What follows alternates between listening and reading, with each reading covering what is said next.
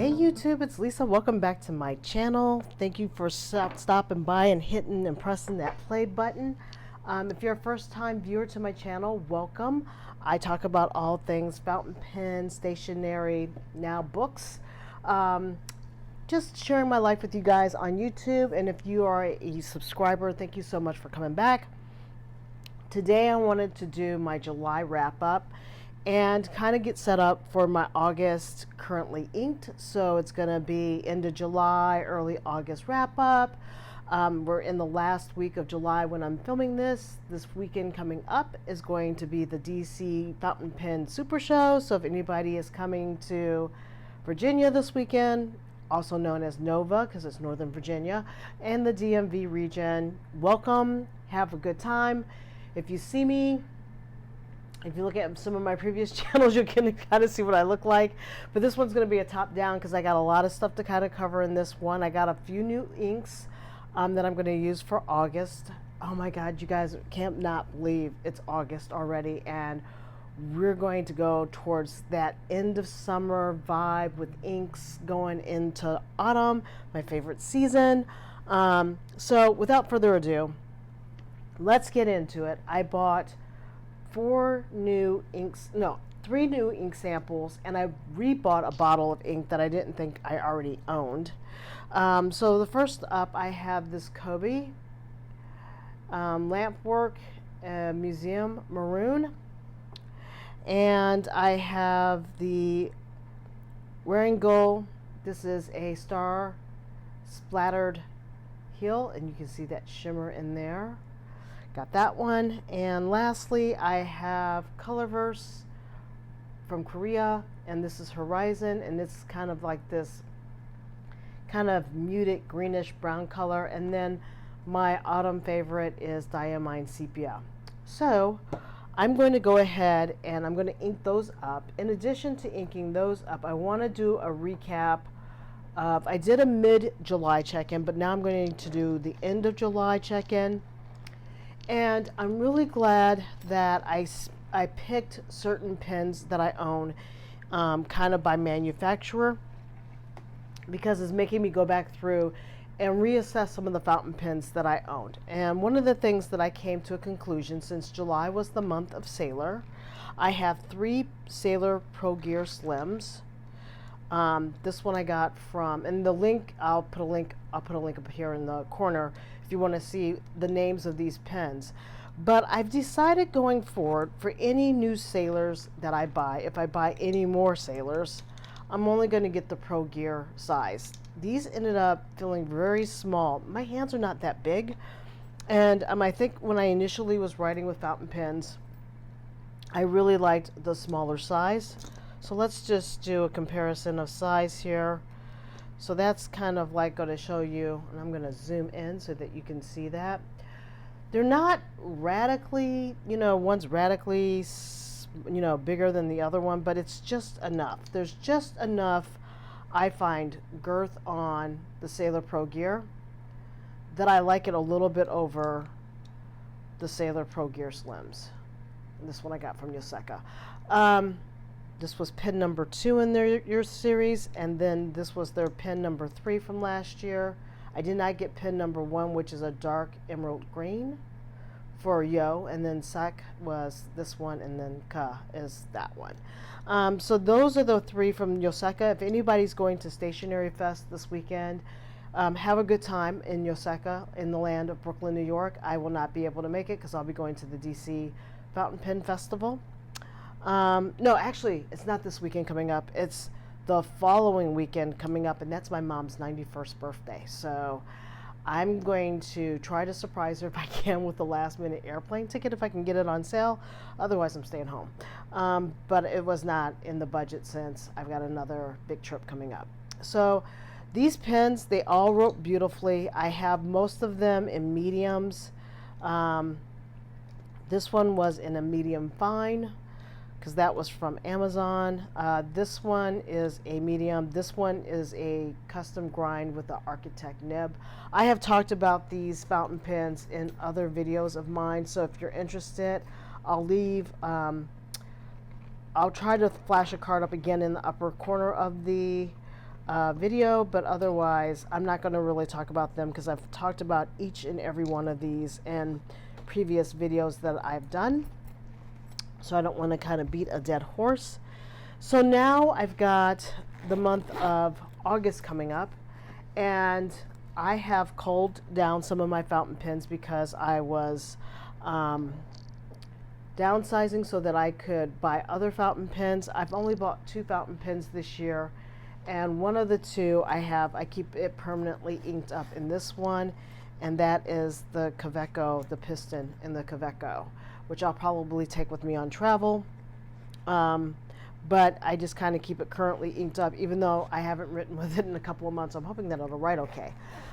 So there's that one for what's already staying kind of currently inked, and I still keep my Kaweco Perkeo, the plastic white one with the red cap. I keep that one kind of permanently going too. That has Diatramentis ink.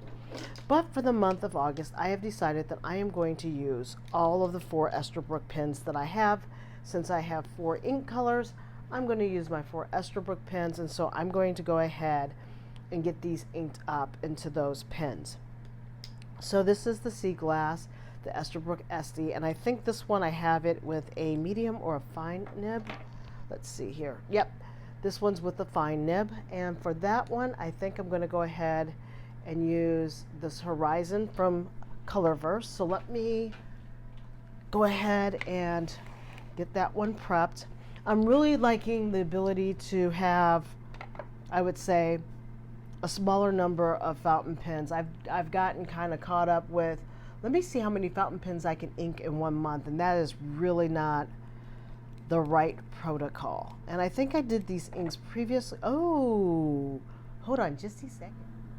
Okay, I'm sorry about that. I normally don't store fountain pens with ink in it, but that one somehow got away from me, so I'm going to go ahead and, nothing like a good bulb syringe to be able to flush all that ink out quickly. Okay, let me just get this in here.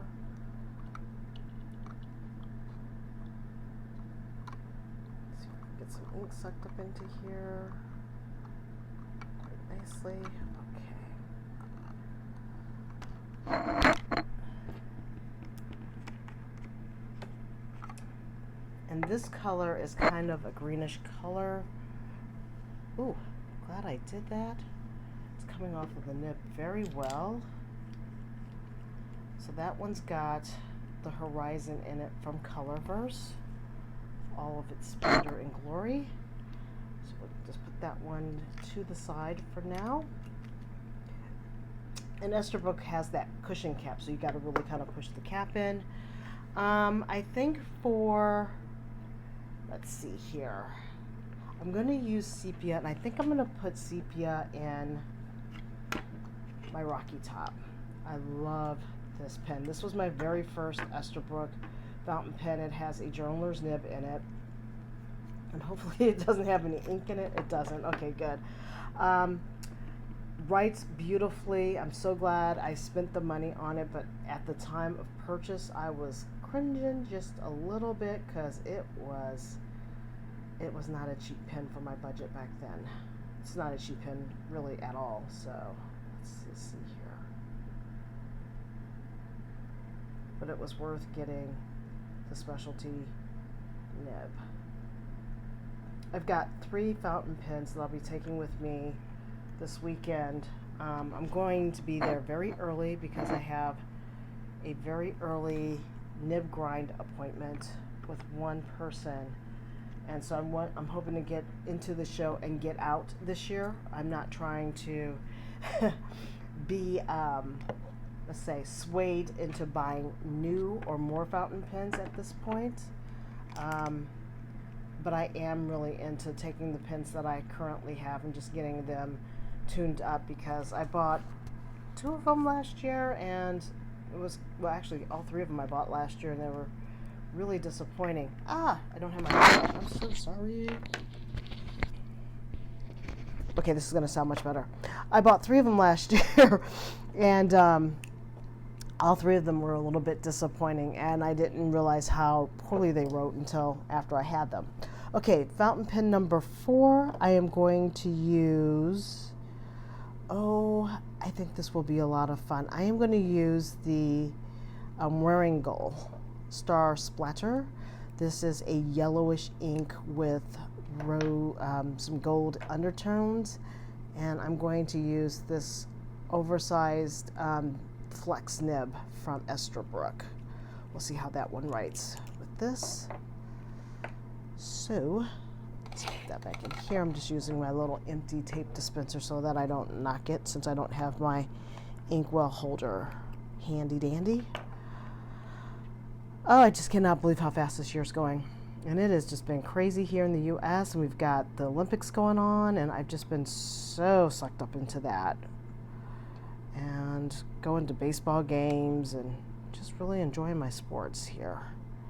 Okay, so we've got this going on in Star Splatter. Okay, so I'm going to update you on where I'm at while I'm doing the last of this inking with my books as well. I have read 41 books out of 50 for my goal for the year, and I'm very, very stoked. And because I've got a few more days left in the month of July, I'm hoping to make it 42.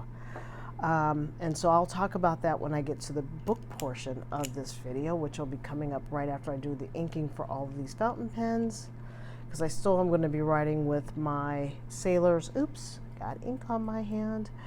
Fingers. I'm going to be de-inking my Sailors. And okay, come on, Oversize Esterbrook Esties. This is the Botanical series. There's a video on that one as well. And last but not least is the Esterbrook Raven, and I got it with the piston filler, so this has got a blind cap. And, oh, so it has the pump action, so I'm looking forward to that. And with that one, we're going to be using the Kobo Lampwork Museum Maroon. I was looking for a really good kind of aubergine, could not find one, so this was kind of like the closest one.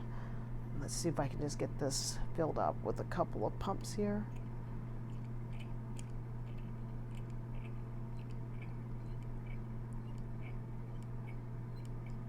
I think when you can't do anything more, oops, it's not taken. There we go. Hopefully I've got some going in here.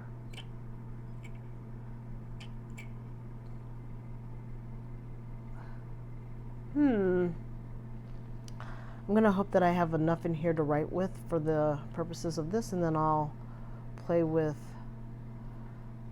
the persnickiness of this piston push cap filler. All right. Let's get into writing with the ink samples. Oops, wrong lid for wrong bolt, wrong thing. So that we can see this. It's getting dark all of a sudden here. I think we're gonna have a thunderstorm. So I'm gonna just give myself a little bit more light so you guys can hopefully see better. All right. Get out my handy dandy writing book that I've been using for most of the year to do my ink sample write-ups. Okay, the ink that I'm going to use today for the ink samples is the Takumi paper, Spirit of the Artisan. I got this at Jenny Bick. I talk about this quite a bit. That was June. So let's do this. I'm going to do this for August.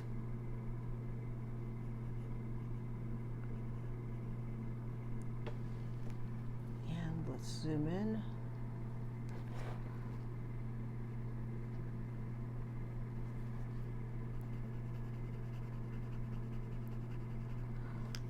That is a nice deep maroon color. So this is Esterbrook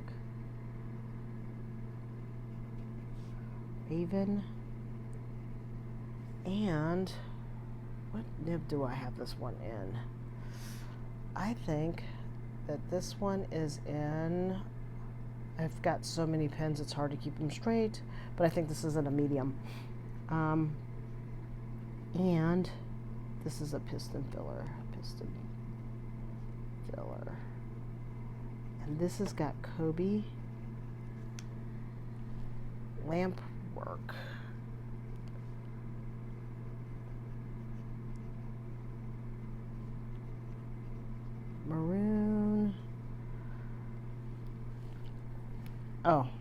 It's Museum Maroon. So let me start about that. Museum Maroon. I love how this pen writes. It is just, I'm going to look forward to writing with that next month. And then I'll go with, I'll go in reverse order. The Esterbrook Botanical. And this is an Oversize. Ooh, that's so nice. Oh my God, it's gorgeous. Esterbrook Botanical. This is Oversize, and this is in a flex nib. And this is Wearing Goals. It's EUL. A star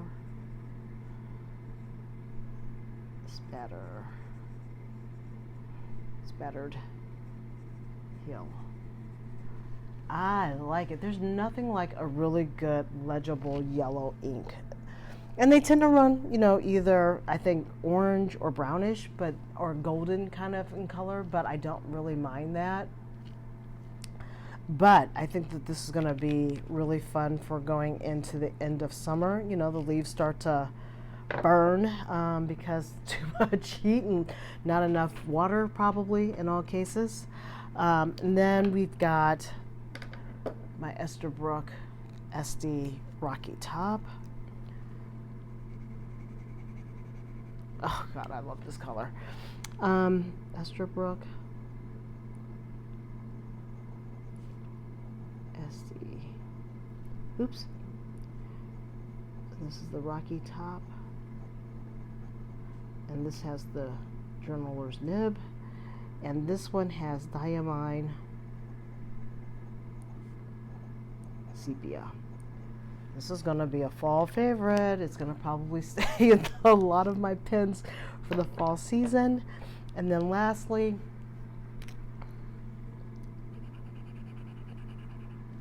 and I'm sorry for the camera shake, so let me just hold my camera here.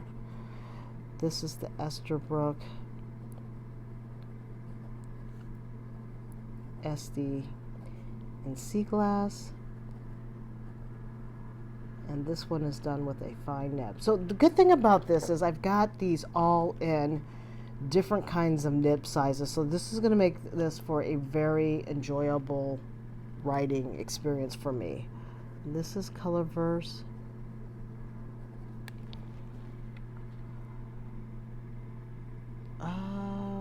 It's number 509. I don't know if that would help in the ordering. And I got all my inks from, I tend to get all my inks from Van Ness pens because they have the largest selection of inks in the US. Although I will say Goulet has finally acquiesced and moved over into having larger sizes. And so sometimes if you can't get some of the inks that are overlapping, you might want to try Goulet if you like them in a larger size. So those are the 4 inks that I am going to be using and the 4 pens that I'm going to be using in August. Love the fact that I got down from even the 6 that I had in Sailor to the 4 that I have in Esterbrook, because I should be able to rotate and really get to reacquaint myself with these pens all over again. So those are those pens. What are you guys doing for August? Are you guys inking up a lot of pens? Are you guys not inking any pens? Did you find that any of the inks that I used, one of them to be your favorite? Let me know. I would love to hear your comments back.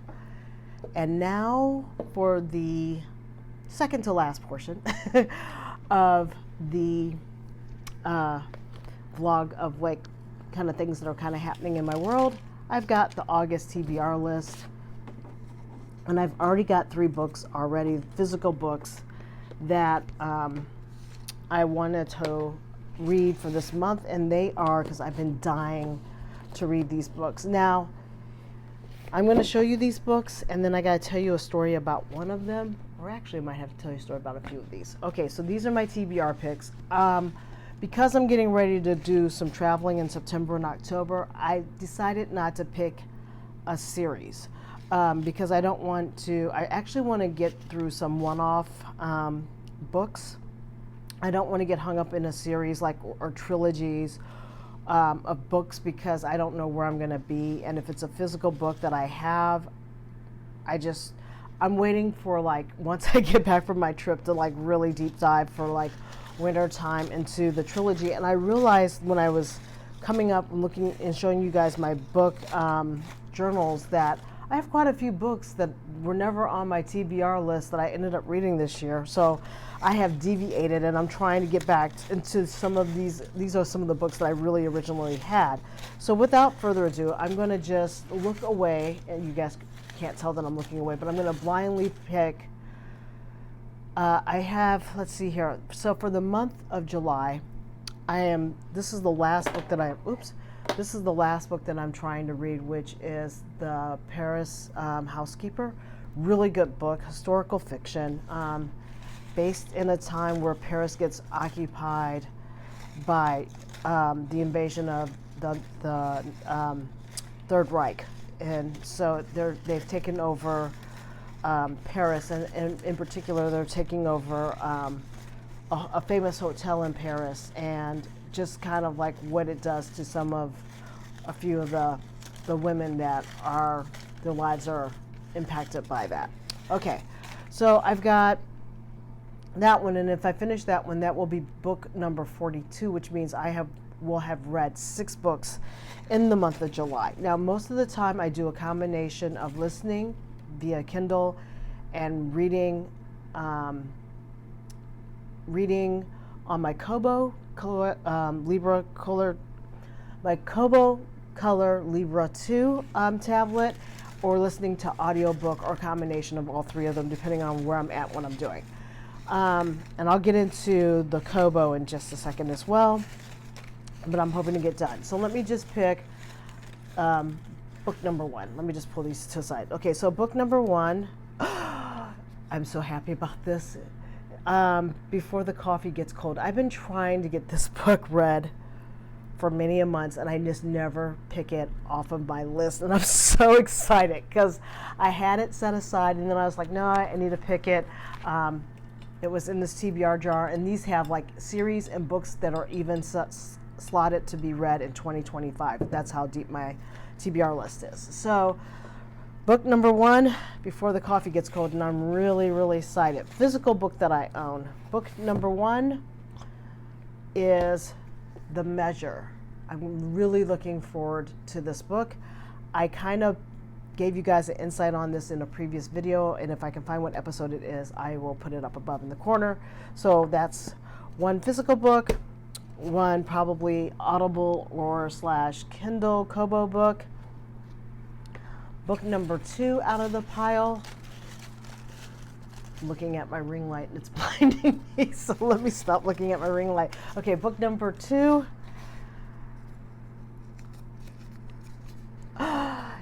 Oh, Prophet Song by Paul Lynch. This is another one that I was hoping to get to. It has been on my TBR. I picked it last year when I was doing TBR picks, so I'm really, really happy to get this book as well. And I think I dropped one. I did. I dropped one. So that's that one. The second physical book that I have, and I'll probably keep it in a physical book, is my sister had loaned me The Silent Patient by Alex McHillitz. I'm trying to read this one, so this will be, I've got 1 sci-fi, I've got 1 kind of thriller mystery kind of book. I've got musings on this one. Is just good old classic literature. And I forgot what Prophet Song is about, but I'm really looking forward to that. Let me see if I can bring that up on my Kindle really quick,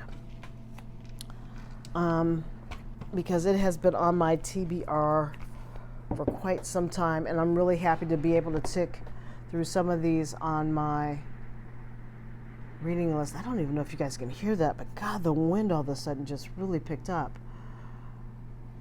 I'm just going to look at my Fable really quick and do Prophet Song.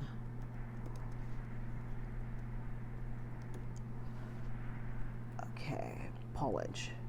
Okay, so it's in Dublin, scientist Eilish faces tyranny when secret police interrogate her husband. As Ireland crumbles, she fights to save her family in a gripping dystopian tale. All right, so there you go. It's kind of along the lines, except it's kind of like The Paris Housekeeper, except it's dystopian and more fiction than it is reality. So I'm looking forward to that, because that was another one that I was really, really looking forward to. And my last book out of the TBR picks is going to be, what is this one? I got my hands all over it. The Last Tale of the Flower Bride. Looking forward to reading this. I don't think I've got book stickers for that one either. So, all right, so that's book number 3 out of the jar. So the rest go back into the TBR jar until next month. And then if I have any chance to do a fun read, because I've read all my books, great.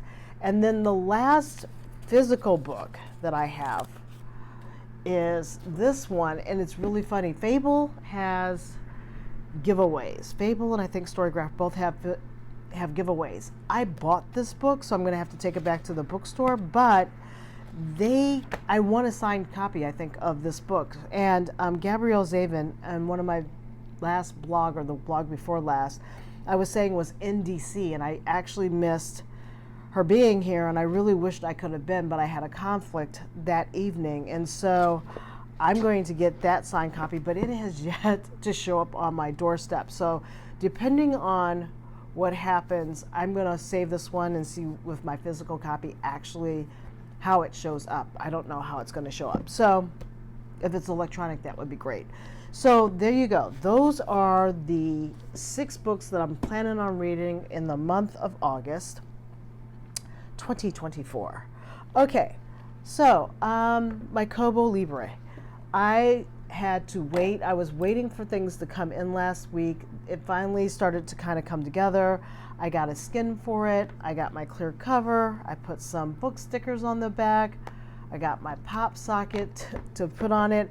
And today, finally, my stylus came in. So with the Kobo Libra Color 2, or whatever, Libra Color 2, the sad thing about it is, on top of having to spend the money for the device and all the little tricking it out, you have to pay $70 for the stylus. Now they said, and I said before, that the Surface, the Microsoft Surface stylus is supposed to work.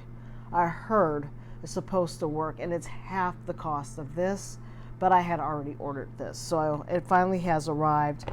I probably need to do a comparison video for that. It comes in this box like this, and then it has 2 spare nibs for the inside of that. And there's plenty of YouTube videos if you want to do that. I don't want to really spend a lot of time with that. But the joy of this is now, when I want to, I can, let me see if I can get this to work. There we go. So you can sit here and you can highlight in color. Let me zoom in on this. You can highlight in color. You can write notes on screen. You can use the end of it to erase.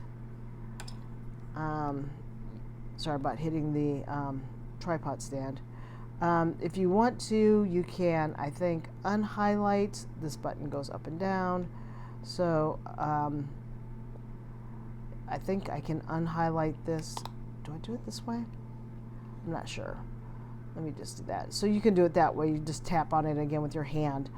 But the joy about this is, if I wanted to now, this is like a smaller version to me of a Remarkable.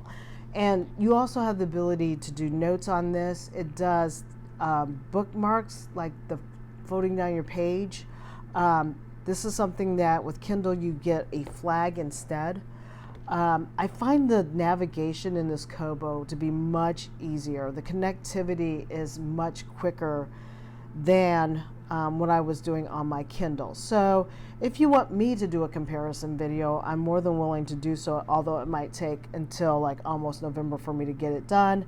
But I really do like it. I hooked it up on Overdrive. And Overdrive, for anybody who's got one of these or is going to think about getting it, it is Libby. So it'll say Overdrive, but it's your Libby app. And the only one downside I would say with the Kobo, that from all my reading and understanding from the Kindle, is the Kindle, let me just zoom back out again. The Kindle here can connect to like up to 3 different libraries. So for instance, I live in Montgomery County in Maryland, but I'm right on the DC border, and I can get a DC card, and I think I actually can go all the way down as far as Northern Virginia. So the DMV area library system, they all kind of talk amongst each other. So, or if you wanted to, I think you can sign up for a New York library card. They don't really care where you live, or I am actually with the city of Pasadena. So if I have physical library cards from like all over just to see where I can get books from, you can actually put 3 of them on your Kindle. You can only stick 1 of them on your Kobo. So you got to figure out what it looks like. It seems like no matter what library I choose, my books are very much, that I want to read, are very much in demand with very, very long wait times. So I almost find that it's almost better to just go ahead and buy the book. Kobo has its own ability to discover books off of their Rakuten site. Rakuten is the manufacturer for the Kobo.